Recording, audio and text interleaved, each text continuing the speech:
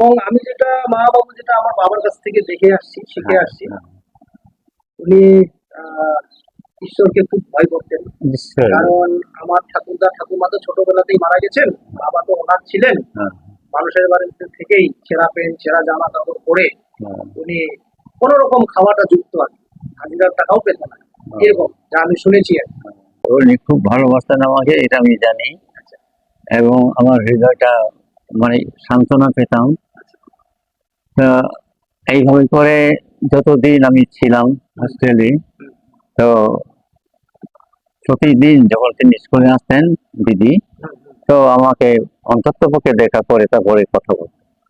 তো এটা আমার সাহস হতো যে আমার একজন লোক আছে যে আমাকে দেখাশোনা করে। মানে আপনাকে খুব উৎসাহ দিতেন আর কি। হ্যাঁ, উৎসাহ।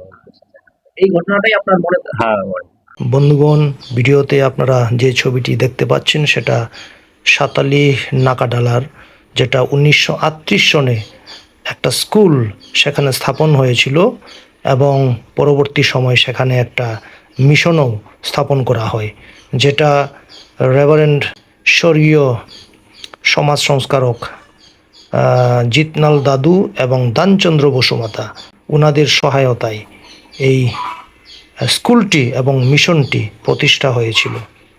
নমস্কার বন্ধুগণ, আজকে আমি একটা বিশেষ কাজে সাতালি নাকাডালাতে এসেছি। তো আপনারা ভিডিওগুলোকে স্কিপ না করে দেখতে থাকবেন, অনেকগুলো ইনফরমেশন আপনাদের দেওয়া হবে এবং পরবর্তী সময়ে কোন কাজে আমি এসেছি সেটাও আপনাদের বলে দেব। কারণ এই জায়গাতে আমার একটা শারীরিক এবং আত্মিক স্মৃতি এখানে রয়েছে। আপনারা ক্যামেরায় সামনে দেখতে পাচ্ছেন ঈশ্বরের মহান সেবক বৃন্দাস ঠাকুর বাবু আছেন এবং তিনি আমার মায়ের সেই যুগে এক বন্ধু ছিলেন। এর আগের ভিডিওতেও আমি মায়ের এক বান্ধবীর সাক্ষাৎকার নিয়েছি। তো আজকে অনেক বিষয় তার সঙ্গে আমি আলোচনা করব, কথা বলবো। তো আপনারা যারা প্রতিনিয়ত ভিডিওগুলোকে ভালোবাসছেন এভাবেই দেখতে থাকবেন, যাতে আপনাদের ভালোবাসা আমিও পেতে থাকি এবং এভাবে আমি নিঃস্বার্থভাবে আমি এই কাজগুলোকে ঈশ্বরের মহিমার জন্য তার গৌরবের জন্য আমি করে যেতে পারি। তো আপনারা এভাবেই সঙ্গে থাকবেন। তো নমস্কার মহাবাবু। নমস্কার। নমস্কার। তো আপনি কেমন আছেন, ভালো আছেন তো? এখন ভালোই আছি। তো আপনার সঙ্গে তো মায়ের অনেক স্মৃতি। হ্যাঁ, আমার মা সভাশ্রী বসুমাতা মচারি, হ্যাঁ, অনেক স্মৃতি আপনার সঙ্গে রয়েছে। হ্যাঁ, তো আমি আপনার মুখ থেকে আমি সেটা শুনতে চাইবো। হুম। কিভাবে এই যে আমার মায়ের সঙ্গে আপনার বন্ধুত্ব হলো একটু বলেন তো। হ্যাঁ, আমি যখন মাকালগুড়িতে পড়াশোনার জন্য যখন আমি আসছি, ক্লাস 5-এ আমি ভর্তি হলাম, সেই সময়েই ওনার সাথে দিদির সাথে আমার পরিচয় হয়। এবং দিদি আমাকে দেখে এত ভালোবাসতেন, সেই সময়ে খুব ভালোবাসতেন, আমার সঙ্গে কথা বলতেন। আর আমারও খুব ভালো লাগতো, কেননা নতুন আমি ওই জায়গায়। এই জন্যই ওই দিদি হলো আমার সম্বল ছিল। বয়সে আপনারা 19-20, তাই না? হ্যাঁ, 19 পিস। তো আপনার থেকে এই 1 বছর বা 1 বছর একটু বেশি বড় ছিল মায়ের। নিশ্চয় এরকম হবে, নিশ্চয় হবে। তো পড়াশোনার ব্যাপারে মানে মা কি আপনাকে একটু কিভাবে মানে সাহায্য করতেন পড়াশোনার ব্যাপারে? হ্যাঁ, অনেক সময় উনি আমাকে করতেন, একটু মানে উৎসাহ দিতেন পড়াশোনার বিষয়ে। তখন তো আমি ছোট, তো এই জন্য উৎসাহ দিতেন পড়াশোনা কিভাবে করতে হয়, হস্টেলে থাকলে কিভাবে নিজেকে রক্ষা করতে হয়, রক্ষা করে নিজের জন্য নিজে কাজ করতে হবে, এইগুলো উনি বলেছেন। খুব ভালো লাগতো। এটা মোটামুটি কত সনের ঘটনা আপনি একটু স্মরণ আছে আপনার? স্মরণ? 1950-এর আগে বা পরে? হ্যাঁ, 1950-এর পরেই হবে সম্ভবত। পরেই হবে। পরেই হবে। পরে হবে। আমি আপনাকে জিজ্ঞেস করবো মা বাবু, এই যে মায়ের তো অনেক স্মৃতি, হ্যাঁ, সত্যি বাবা মায়ের যে অভাব, এটা আমরা যতদিন সংসারে থাকবো সেটা আমাদের জীবনে থাকবে। আমি এখনো বাবা মায়ের অভাবটা অনুভব করি। তো এইভাবে মায়ের তো অনেক স্মৃতি হুম। এবং আমি সেদিনকার স্মৃতিচারণার দিন শুনতে পেলাম আপনার আহ হয়তো দাদা ডাকেন বা আপনার বন্ধুই হবে, আমাদের জ্যোতিষ বাবাকে কি ডাকেন আপনি? ও আমাকে দাদা বলে। আপনার, হ্যাঁ আপনি তো বয়সে বলেন। হ্যাঁ, বলে। হ্যাঁ, উনি একটু ছোট। হ্যাঁ, তো জ্যোতিষ বাবার থেকে শুনলাম যে আপনিও তার একজন বাল্যকালের বন্ধু। তো হ্যাঁ, সেই সূত্রে আজকে আপনার এখানে আমার আসা, আপনার ধন্যবাদ। ইন্টারভিউ নেওয়ার জন্য। তো বাল্যকালের মায়ের সঙ্গে কোনো ঘটনা এই মুহূর্তে আপনার মনে পড়ছে? মায়ের সঙ্গে কোনো ঘটনা বাল্যকালের? এমন তো কিছু হতো না। উনি যেভাবে ভালোবাসতেন আমিও সেরকম করে ওনাকে সম্মান দিয়ে সবসময় থাকতাম। দিদি দিদি দিদি বলে। তো দিদি খুব খুশি হতেন আমাকে এইভাবে করে। আর উনি আমাকে বলতেন নিজের বাড়িতে যাওয়ার জন্য। আমি যে না, আমি যাব না, এই এই এই বয়সে যাওয়া যাবে না। কারণ তখন তো ছোট ছোট না, নিজেকে এই করে ঠিক এই করতে হয় আর কি। এই জন্যই গেলাম না। আচ্ছা, আপনি সেই সময় আহ আমার যে উনি সমাজ সংস্কারক ছিলেন, মায়ের বাবা রামচন্দ্র বসুমাতার, হ্যাঁ। পাস্টার ছিলেন, ক্যাটাকিস্ট ছিলেন, সমাজসেবী ছিলেন। হুম, তো উনি তো সমাজকে প্রচুর সেবা দিয়েছেন। হুম। 1938 সনের একটা স্মৃতিও আছে, সেই ছবিও আমার কাছে আছে, আপনাকেও দেখাবো। বন্ধুগণ, ভিডিওতে আপনারা যে ছবিটি দেখতে পাচ্ছেন সেটা সাতালি নাকাডালার, যেটা 1938 সনে একটা স্কুল সেখানে স্থাপন হয়েছিল এবং পরবর্তী সময় সেখানে একটা মিশনও স্থাপন করা হয়, যেটা স্বর্গীয় সমাজ সংস্কারক জিতনাল দাদু এবং দানচন্দ্র বসুমাতা ওনাদের সহায়তায় এই স্কুলটি এবং মিশনটি প্রতিষ্ঠা হয়েছিল। তো এই ছবিতে সামনের সারিতে যে ছোট ছোট শিশুরা বসে রয়েছে। তো বিশেষ বিশেষত্ব হলো আমাদের দাদু স্বর্গীয় দানচন্দ্র বসুমাতা বাঁদিকে রেজিস্টার খাতা নিয়ে বসে আছেন এবং তার সঙ্গে এক যুবক বসে আছেন, তার পরিচয় জানা যায়নি। আর তার ঠিক সামনের দিকে, ডান দিকে, মানে আমার হাতের ডান দিকে আমার বড় মামা, মায়ের দাদা রুবেনচন্দ্র বসুমাতা, এবং ঠিক তার পাশে তার ছোট ভাই নির্মল বসুমাতা, যিনি মকলগুড়ি স্কুলের অ্যাসিস্ট্যান্ট হেডমাস্টার মশাই ছিলেন এবং সেই যুগে তিনি AA পাশ করেছিলেন। যখন দাদু দানচন্দ্র বসুমাতা এবং রেভারেন্ড জিতনাল দাদু তাদের প্রচেষ্টায় হ্যাঁ। প্রথম আপনাদের সাতালি নাগাডালায় 1938 সনে, আমার কাছে একটা ছবি আছে, যখন পিআইসি মন্ডলী যখন স্থাপন হয় আচ্ছা এইখানে আমাদের আচ্ছা। হ্যাঁ, সাতালি, সাতারিতে। হ্যাঁ, সেই যুগের তার একটা ফটো আছে। তো এইভাবে আপনি মার বাবা, মানে আপনার সেই, আপনার তো বান্ধবী বলতে হয় এখন, যেহেতু হুম, বয়সে 1 বছরের ছোট বড় হলেও মার বন্ধু ছিলেন আপনি। হুম, হ্যাঁ, তো নিশ্চয়ই। মার বাবাকে আপনি দেখেছিলেন কি? ডান পাস্টারকে দেখেছিলেন? হ্যাঁ তো, বাহ।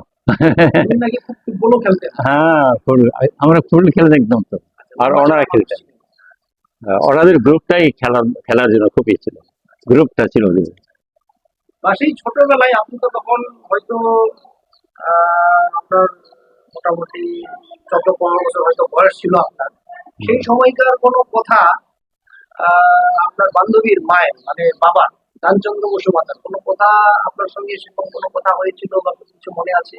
না, আমার সঙ্গে তো আমি তো আমার কিরকম ছেলে ছিলাম, যেমন কারোর সঙ্গে কথা বলার আমার ছিল না আর কি। মানে খুব কম কথা বলতাম। শুধু পড়াশোনাতে ধ্যান আছে। হ্যাঁ, খুব কম কথা বলতাম। এবং এই তিনি তো মহান সমাজ সংস্কারক ছিলেন। এই যে মকালগুড়ির যে আমাদের বড় জনজাতি, শুধু বড় বলবো না, সমগ্র জনজাতি বা আদার্স কাস্টেরও যারা ছিলেন, হুম, মানে উনি তো সমাজসেবী ছিলেন, শুধু জাতি ধর্ম বর্ণ নির্বিশেষে সকলের জন্য কাজ করেছেন, স্কুল করেছেন, আরো অনেক কিছু অবদান আছে। এই যে রেভারেন্ড জিতনাল লার্জিনারি, হ্যাঁ, মানে আমার দাদুর সঙ্গে দাদা ভাইয়ের মতো ওনারা মানতেন, আপন না হলে হুম, দাদা ভাইয়ের মতো মানতেন। কিন্তু আমি সেটা খুঁজে পাইনি, হয়তো কোনো না কোনো ভাবে তাদের মধ্যে ব্লাড রিলেশনও ছিল হয়তো, সেটা আমি এখন তো আর সম্ভব না, কিন্তু পুরোনো মানুষগুলো তো আর নেই। হুম, তবে আমি যেটা খোঁজ করতে গিয়ে বংশের ইতিহাস 5 বছর থেকে গবেষণা করতে করতে যেটা পেলাম, হয়তো খুব সম্ভবত জিতনাল দাদুর সঙ্গে দাদু দানচন্দ্রের কোনো হয়তো রিলেশন আছে, নিশ্চয়ই নিশ্চয়ই ছিল। নিশ্চয়ই ছিল। এই যে আমি এখন যেটা আপনাকে জিজ্ঞেস করবো, হুম, রেভারেন্ড জিতনাল লার্জিনারি হুম। কোনো স্মৃতি, কোনো কাহিনী আপনার পড়াশোনার ক্ষেত্রে, যেটা একটু আগে আমাকে বলেছেন, সেই ঘটনাটা একটু রিপিট করুন না।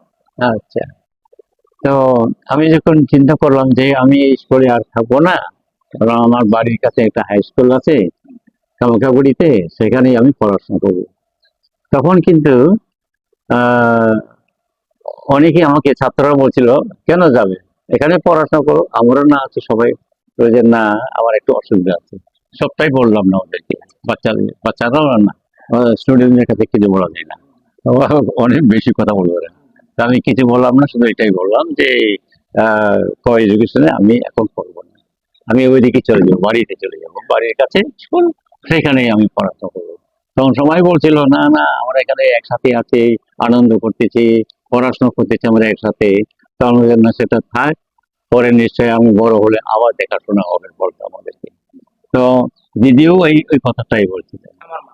হ্যাঁ, দিদি বুঝলেন কি হবে পরে, আমরা তো আছি, তোমার কিছু চিন্তা হয় নাই, আমরা আছি, আমি আছি তো, এরকম তোমার দিদি হিসাবে তো আমি আছি, কাজে তোমার কিছু হবে না। আর আমার ভাইও আছে, এই যে জ্যোতিষ আছে, জ্যোতিষও ও আছে, তোমরা তো দুইজনে বেশ খেলাধুলা করো, তা তোমার চিন্তা নাই। না, আমার এই চিন্তাটা ওইসব চিন্তা নয়, ওই চিন্তাটা আমার গভীরে রয়েছে। এই গভীরে যে চিন্তাটা আমার এসে গেছে, এটাকে আমি এদিক সেদিক করতে পারবো না, যেটা আমি একবার ডিসিশন নিয়েছি বললাম। আচ্ছা, এই যে কথাটা যখন জিতনাল দাদু শুনলেন আপনি আর মঙ্গলগুরু স্কুলে পড়বেন না, হ্যাঁ, তখন উনার কি প্রতিক্রিয়া ছিল? উনি নিশ্চয়ই গিয়ে আপনার সঙ্গে দেখা করেছে। হ্যাঁ, আচ্ছা, শোনার সাথে সাথে উনি কিন্তু দেরি করেন নাই, আচ্ছা, তিনি চলে গেছেন একেবারে সোজাসুজি দুইজন সাথে নিয়ে।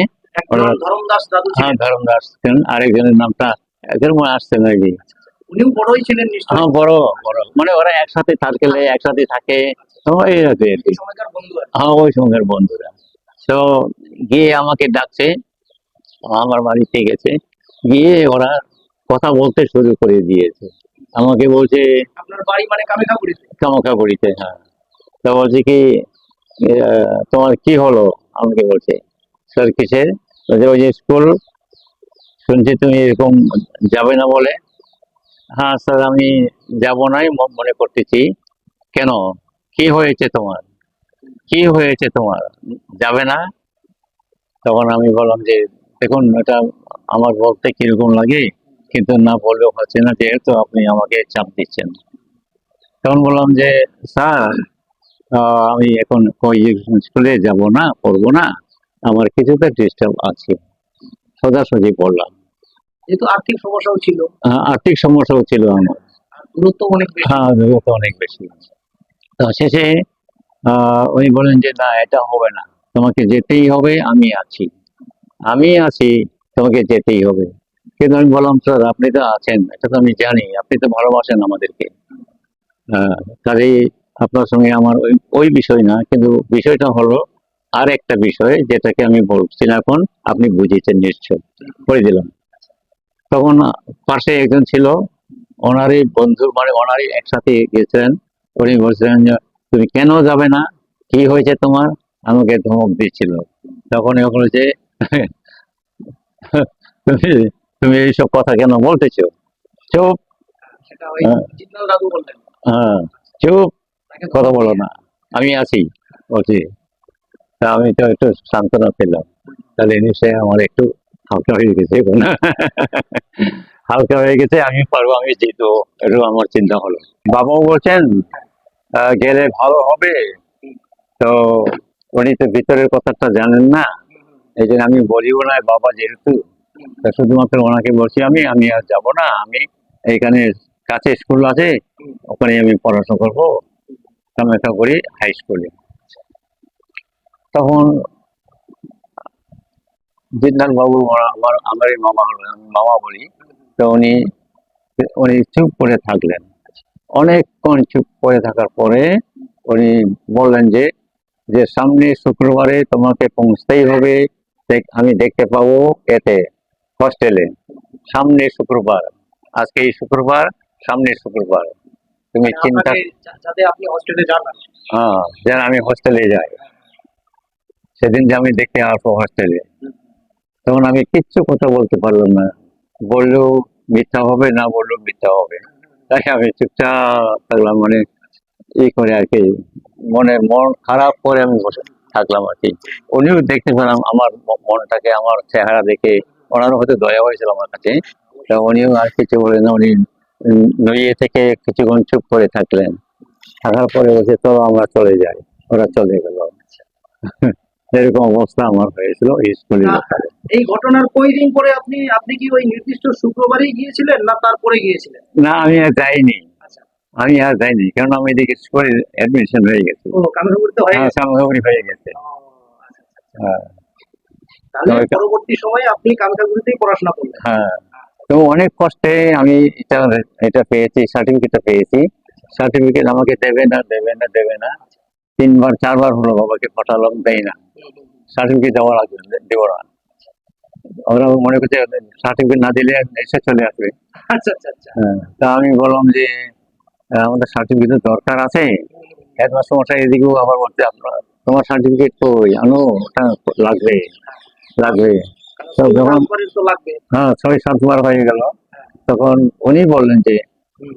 যখন ওরা দেবে না তো ঠিক আছে, আমি ব্যবস্থা করতেছি, তবু তুমি এখানে পড়বে। মানে এত আমাকে ভালোবাসে, এখানেই পড়তে হবে। মঙ্গলগুলিতেই পড়তে হবে আর কি।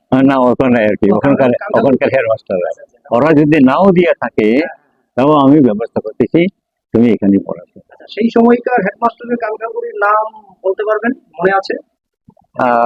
কি কি ঘোষ যেন? কামাখাগুড়ি মিশন কি? না মিশন না, আচ্ছা, কামরাঙ্গুড়ি হাই স্কুলটা। হ্যাঁ হাই স্কুলটা। কি যেন ঘোষ, ঘোষ বাবু। হ্যাঁ ঘোষ ঘোষ, ওরা এটা চালু ঘোষ, ওরা মনে থাকে না এখন। আচ্ছা, আপনারও তো বয়স তো হয়ে গেছে। হ্যাঁ, তো তারপরে আমি তাও বললাম বাবা তুমি আর একবার যাও তো দেখি। আপনার বাবাকে বললেন? হ্যাঁ, যাও তো দেখি, যদি দেয় তো তাহলে ভালো হয়, না হলে এরা কি করবে না করবে আমি জানি না। গন্ডগোল যদি হয়ে যায় পরে পড়তে পড়তে, সার্টিফিকেট দরকার আছে এটা আমি জানি। তা বাবা আসলো, বাবা আসার পরে তাহলে আসবে না, জিজ্ঞেস করতে হবে তাহলে আসবে না, নিয়ে যাও, কি করা যায়, দিতে হবে, সেদিনকে দিতে হবে। সেদিনকেই দিয়ে দিল। সেদিনকে দিয়ে দিল। পরের দিন আমি করলাম, স্যার পেয়েছি স্যার, খুব খুশি হলো ওরা, দেবে না মানি। অ্যাকচুয়ালি জিতনাল বাবু মানে জিতনাল দাদু খুব স্নেহ করতেন আপনাকে। হ্যাঁ খুব সেই জন্য আপনাকে ছাড়তে চাইতেন না। হ্যাঁ, নাহলে এত দূর যায় নাকি। হ্যাঁ, সেটাই সেটাই হ্যাঁ, সেটাই। যাই সাইকেলে হোক, সাইকেলে করে। তো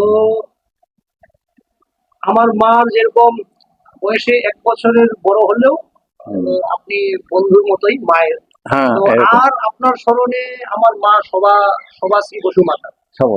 আর 1-2 জন বন্ধু বান্ধবীর নাম আপনার বলতে পারবেন? নাম আমার মায়ের বন্ধু বান্ধবীর নাম? না অত আমার নাই, কারণ আমি খুব কমই যোগাযোগ করতাম আচ্ছা, আচ্ছা।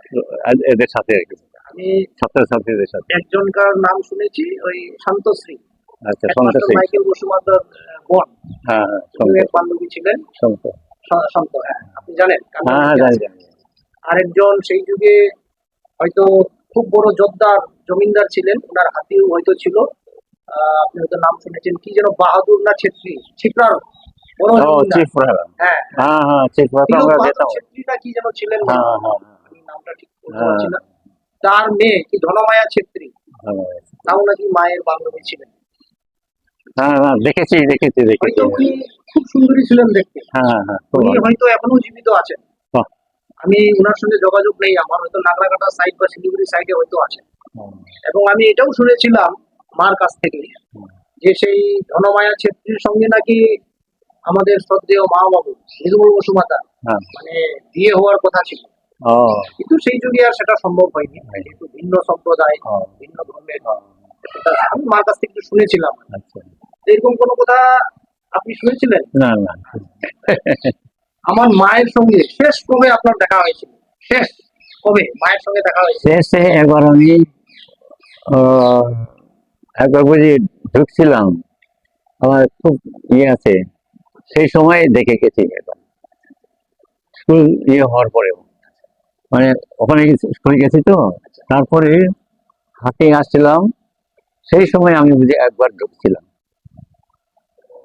ঢুকে বেরিয়ে গেছি। হৃদয় মামা সেই যুগে মানে ওই ছবিগুলো ফটোগুলো করেছিলেন। ও, তো সেই সময় মায়ের বিবাহের সময় আপনি খবর পেয়েছিলেন যে আপনার বোন বান্ধবীর বিয়ে হয়ে গেল, এরকম না একটা খবর পাইনি, তখন তো যোগাযোগ কোথায়, যোগাযোগ নেই? যোগাযোগের কোনো জায়গায় জায়গায় নাই।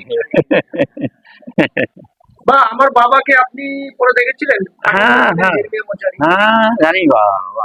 ঈশ্বরকে ভয় করতেন, মানে ওনার সাথে আমার বাবার খুব এই ছিল। অমায়িক মানুষ ছিলেন। হ্যাঁ আপনার বাবার সঙ্গে মিল ছিল খুব? হ্যাঁ, ওই হাটে আসলে ওখানে ঢুকে চা খাইয়া চলে যাবে।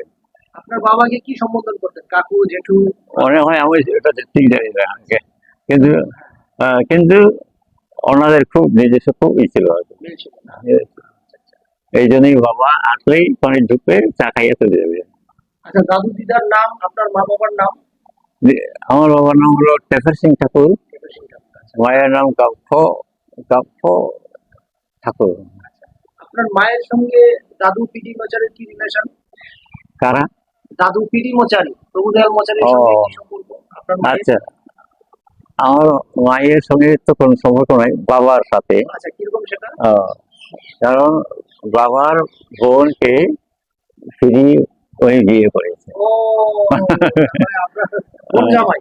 হ্যাঁ আপনার বাবা? হ্যাঁ আচ্ছা, আপনার, তার মানে আপনার আপন পিসিকে বিয়ে করেছে? হ্যাঁ আচ্ছা আচ্ছা আচ্ছা, সেই সূত্রে আপনার রিলেটিভ। হ্যাঁ, সেই দিক দিয়ে আমার ওনার সাথে হ্যাঁ, একটু হ্যাঁ। ইয়ে। আপনার relative।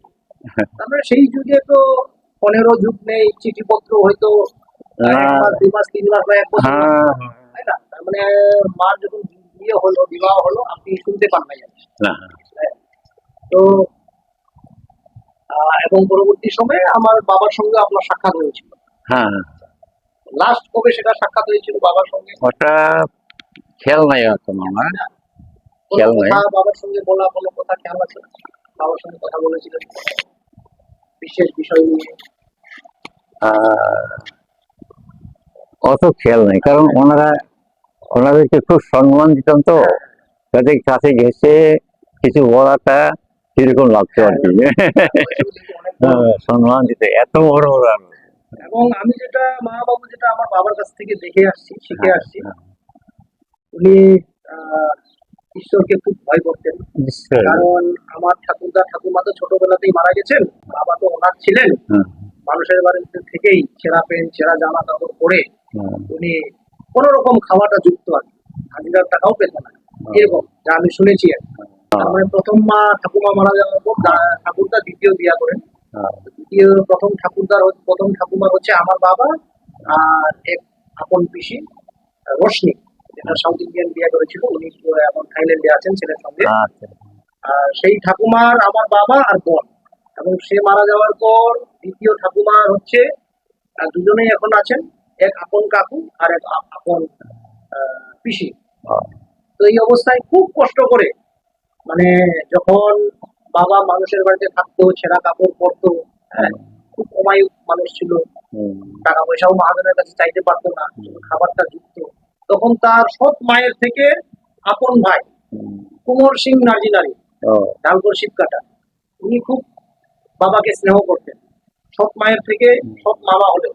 ও, এবং তিনি ফালাকাটা মিশন স্কুলে নিজেও পড়তে গিয়েছিলেন, হুম, কিন্তু নিজের পড়াশোনা খুব কষ্ট ছিল তো কমপ্লিট করতে পারেন। ও, তারপরে উনি বাবাকে এই অবস্থায় দেখে, হ্যাঁ, সৎ ভাগিনা হলেও আমার ভাগিনাটা মানুষ হোক বলে তিনি বাবাকে নিয়ে গেছিলেন মিশন স্কুলে, Falakata Raymond mission school, 7 day Adventist mission school. আচ্ছা, তো বাবা সেখানেই 10 কমপ্লিট করতে পারেনি, 9 অব্দি পড়াশোনা করেছিলেন, পরবর্তী সময়ে মিশনের কাজে সহযোগিতা করেছেন। বাহ, তো এইরকম স্মৃতি আর কি। হুম, তো এখন দেখে আসছি সন্ধ্যাবেলা হলেই বাবা বাইবেল পড়তেন, গান করতেন, বেচারি গলা তো ভালো ছিল না, হুম, তখন আমাদের বড় কোথায় মা বলতো আর কি, মানে এই মসুদ আমরা এক আপন সেই বাছুর কাঁদছে, মানে বেচারি গলা তো ভালো ছিল না, মা আর কি করতে পারে। হ্যাঁ, তো আমি যেটা বলতে চাই, বাবার কাছ থেকে এটা আমি শিখে আসছি, মা বাবা ঈশ্বরকে তিনি খুব ভয় করতেন। হ্যাঁ, সন্ধ্যাবেলায় তিনি বাইবেল পড়তেন, গান করতেন, ঈশ্বরকে ডাকতেন প্রতি সন্ধ্যাবেলা। তো এটা বাবার কাছ থেকে আমি শিখে এসেছি আর কি, ঈশ্বরকে কিভাবে শ্রদ্ধা করতেন। তো এটা একটা ঘটনা। আর এখন আপনাকে যেটা জিজ্ঞেস করবো, হুম, আমার মায়ের হ্যাঁ, মানে কোনো বিশেষ ঘটনা, হুম, কোনো স্মৃতি বা আমার মায়ের ব্যবহার আপনার মনে দাগ কেটেছে এরকম কোনো ঘটনা? না এমন কিছু নাই, অত প্লেন ভাবে আমরা যেতাম না, মানে খুব বা সরল। আপনাকে খুব ভালোবাসতো মা, এরকম কিছু হ্যাঁ, ব্যাপার? উনি খুব ভালোবাসতেন আমাকে, এটা আমি জানি। এবং আমার হৃদয়টা মানে সান্ত্বনা পেতাম তো এইভাবে করে যতদিন আমি ছিলাম হোস্টেলে, তো প্রতিদিন যখন তিনি স্কুলে আসতেন দিদি, তো আমাকে অন্তত পক্ষে দেখা করে তারপরে কথা বলতো। তো এটা আমার সাহস হতো যে আমার একজন লোক আছে যে আমাকে দেখাশোনা করে। মানে আপনাকে খুব উৎসাহ দিতেন। হ্যাঁ, উৎসাহ। এই ঘটনাটাই আপনার মনে থাকে। হ্যাঁ, তো মা বাবু, অনেক কথা আপনার সঙ্গে বললাম। হ্যাঁ, তো আর এই মুহূর্তে যেহেতু আপনারও প্রচুর বয়স, 85 কমপ্লিট করে 86-তে পড়লেন, হ্যাঁ। তো আর তো কোনো স্মৃতি মনে পড়ছে না এখন। না, এখনো খুব কষ্ট হচ্ছে, আচ্ছা, হ্যাঁ, কষ্ট হচ্ছে। কিছুতেই আসতেছে না আর কি। মানে এরকম হয়ে যায়, মানে কি বলবো এটাকে, মানে আসে আবার চলে যায়। হ্যাঁ, এই আসছে সঙ্গে সঙ্গে চলে গেল, এরকম করে অমিট হয়ে যায়। এটার জন্য আমি বসে থাকলে চুপচাপ, মানে নতুন করে কিছু করতে হবে। আমি তো দিন দিন লিখি, প্রতিদিন আমি লিখি। হ্যাঁ, অনেক লেখালেখি হয়, আমি লিখতেই থাকি। তবু নিজেকে তো রাখতে হবে, তো কাজে অবশ্যই। লিখতে থাকি। কোনো সময় লিখতে হতো, আমি পড়ে যাই বিছানাতে, ওখানে শুয়ে পড়লাম, আসেই নাই। এবং বন্ধুগণ, আপনারা যারা দেখছেন এই ভিডিওটা, আমারও সৌভাগ্য, ঈশ্বরের মহান সেবক, ওনার সঙ্গে যখনই আমি আসি দেখা করি, মা বাবুর সঙ্গে, বিন্দাস বাবুর সঙ্গে, ওনার সঙ্গে দেখা করি। এবং আমার বিবাহের সময় 2006 সালের 27 ফেব্রুয়ারিতে আচ্ছা, উনি খুব সুন্দর ঈশ্বরের বাক্য, প্রায় 1 ঘন্টার উপরে উনি আমাদেরকে দিয়েছিলেন। সেই বাক্য আমি মাঝে মাঝে এখনো দেখি, এখনো আমি খুব স্মরণ করি, মনে করি। ওনার যে বাক্য দেওয়াটা আমার এত মনে লেগেছে, আমি এটা আজীবন যতদিন বেঁচে থাকবো এই সংসারে আমার সেটা মনে থাকবে, মনে গেঁথে গেছে আমার। কত আশীর্বাদ। আপনার আপনার মনে আছে আমাদের বিবাহ যে দিয়েছিলেন? খেয়াল নাই। খেয়াল নেই। আপনার বন্ধু রহেন বাবুর নাতনি, আচ্ছা, দাদার নাতনি, দশরথ বাবুর নাতনি, আমার মিসেস। তো বন্ধুগণ, স্মৃতি তো শেষ হবে না। তো অনেকগুলো বিষয়ে আলোচনা করলাম, আপনারা দেখলেন। তো বিশেষ করে আপনাদের ধন্যবাদ দিব যারা প্রতিনিয়ত আমার ভিডিওগুলো দেখছেন। অবশ্যই যারা নতুন ভিউয়ার্স, চ্যানেলটাকে আপনারা সাবস্ক্রাইব করবেন। অবশ্যই। এবং যদি ভালো হয়, পছন্দ হয়, আপনাদের ভিডিওটা শেয়ার করবেন, কারণ আপনাদের উৎসাহ আমাদের প্রয়োজন রয়েছে। এমনভাবে আমি অনেকের কাছেই যাই, আগের ঘটনাগুলো স্মৃতিচারণ করি, বা অবদানগুলোকে আমি তুলে ধরি, বা ব্যক্তি বিশেষের সমাজের প্রতি অবদানগুলোকে আমি তুলে ধরি। এর আগেও আমি মামা বাবুর ইন্টারভিউ নিয়েছি, 50 ইয়ার্স কমপ্লিট করলেন যখন ওনারা সেলিব্রেশন করলেন লিটল ক্লক মন্ডল, সেটাও আমি ইন্টারভিউ নিয়েছি। আপনারা সেটাও এই ওএম অফিসিয়াল চ্যানেলে গিয়ে দেখতে পারেন, সেই ভিডিওটা ওএম অফিসিয়াল চ্যানেলে আমাদের দরকার আছে, কারণ স্মৃতিটা হলো অনন্তকালের জন্য। অবশ্যই অবশ্যই। আর স্মৃতি যদি না থাকে, সব ওটা হারিয়ে যাবে। অবশ্যই। ঠিক আছে। এই স্মৃতিটা এটাই তো সবচেয়ে বড় ঘটনাটা, কি হচ্ছিল, কি হয় নাই, ওই সময়টাই কি রকম ছিল, এইগুলো আর কি। রাইট। এটা বহু মূল্যবান, লোকেরা সেটাকে মূল্য মনে করে না। অবশ্যই। এই দেখলাম শেষ হয়ে গেল, সেটা নয়, সেটা সুরক্ষিত রাখতে হবে। অবশ্যই এটা বহু মূল্যবান কথা উনি বললেন। বন্ধুগণ, আপনারা দেখবেন এবং প্রয়োজনে আপনারা সেটা শেয়ারও করবেন। তো অনেক কথা নিশ্চয় আপনার সঙ্গে বললাম। ঈশ্বর আপনাদের সকলকে আশীর্বাদ করুন। নিশ্চয়। জয় ঈশ্বর। নমস্কার মা। জয় ঈশ্বর। ধন্যবাদ। আমি খুব আজকে খুশি হলাম। এইভাবে তোমার সাথে, মানে কাছে থেকে কথা বলা, কথা শোনাটা, এটা আমার সৌভাগ্য। অবশ্যই, আমারও ধন্যবাদ।